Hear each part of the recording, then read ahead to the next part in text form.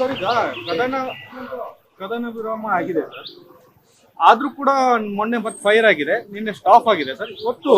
ಇವತ್ತು ಪಾಕಿಸ್ತಾನ ಇಂಡಿಯಾ ಮಾತುಕತೆ ಇದೆ, ಇದು ಯಶಸ್ವಿಯಾಗಿ ಶಾಂತಿ ಒಪ್ಪಂದ ಆಗುತ್ತಾ ಅಥವಾ ಮತ್ತೆ ಈ ತರದ ಯುದ್ಧ ಆಗುವಂತ ಚಾನ್ಸಸ್ ಇದೆಯಾ ಅನ್ನೋದು ಸರ್?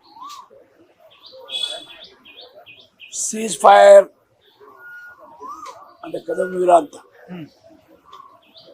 ಆದ ನಂತರ ಪಾಕಿಸ್ತಾನದ ಸೇನೆ ಗೊತ್ತಿದ್ದು ಬುದ್ಧಾಸ್ಪೂರ್ವಕ ಕೆಲವು ಭಾರತದ ಸೀಮೆ ಮೇಲೆ ಫೈರಿಂಗ್ ಮಾಡಿದ್ದಾರೆ. ಸೀಸ್ ಫೈರ್ ಏನು ಒಪ್ಪಂದ ಆಯಿತು, ಅದರ ಉಲ್ಲಂಘನೆ ಮಾಡಿದ್ದಾರೆ. ನಾನು ನಮ್ಮ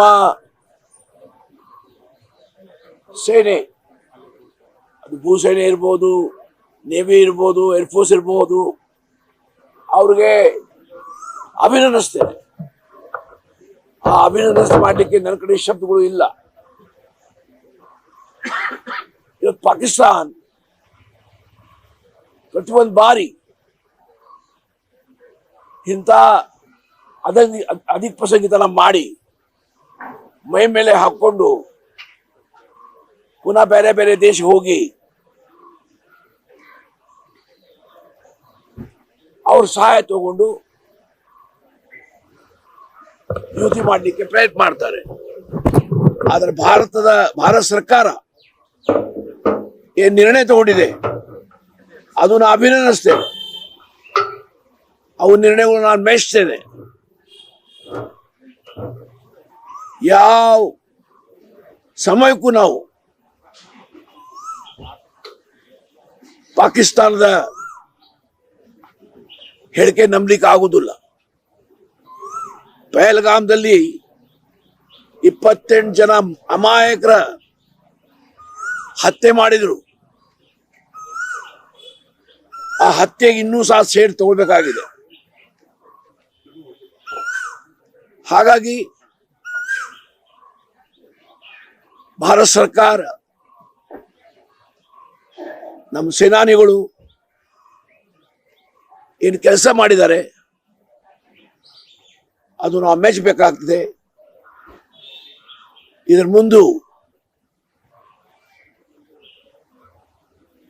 ಪಾಕಿಸ್ತಾನಿಗೆ ಒಂದು ಎಚ್ಚರಿಕೆಯನ್ನು ಕೊಟ್ಟಿದ್ದಾರೆ. ಪುನಃ ಈ ಥರದ ಘಟನೆ ಆದರೆ ಅದರ ದುಷ್ಪರಿಣಾಮ ಪಾಕಿಸ್ತಾನ ಮೇಲೆ ಆಗ್ಬೋದು, ಸೇನೆ ಮೇಲೆ ಆಗ್ಬೋದು ಅಂತ. ಹಾಗಾಗಿ ನಾವೆಲ್ಲ ಭಾರತೀಯರು ಪಕ್ಷಾತೀತವಾಗಿ ಒಂದಾಗಿ ಒಕ್ಕಟ್ಟಾಗಿ ಸೇನೆ ಹಿಂದೆ ನಿಂದಿರಬೇಕಾಗಿದೆ. ಆ ಕೆಲಸ ಆಗಿದೆ, ಆಗಿಲ್ಲ ಅಂತ ಅಲ್ಲ, ಇನ್ನೂ ಆಗ್ಬೇಕಂತ ಹೇಳಿ ನಮಸ್ಕಾರ. ಸರ್, ಈಗ 1971ರಲ್ಲಿ ಇಂದಿರಾ ಗಾಂಧಿ ಅವರು ಮಾಡಿದ ರೀತಿಯಲ್ಲಿ ಪಾಕಿಸ್ತಾನ 2 ಭಾಗ ಮಾಡಬೇಕು ಅನ್ನೋ ಒಂದು ಅಭಿಪ್ರಾಯಗಳು ವ್ಯಕ್ತವಾಗ್ತಾ ಇತ್ತು. ಅಂತ ಪರಿಸ್ಥಿತಿ ಇದೆಯಾ ಸರ್? ಅಂತ ಪರಿಸ್ಥಿತಿ ಇಲ್ಲ. 2 ವಿಭಾಗ ಮಾಡುವ ಪ್ರಶ್ನೆ ಇಲ್ಲ. ಹಾಗಾಗಿ ಇದೆಲ್ಲ ಸುಳ್ಳು ಸುದ್ದಿಗಳು ಎಬ್ಬಿಸ್ತಾರೆ. ಅದಕ್ಕೆ ಯಾರು ಕಿವಿ ಕೊಡಬಾರದು ಅಂತ ಈ ಸಂದರ್ಭದಲ್ಲಿ ಹೇಳ್ತಾ ಇದೆ. You want me to come down?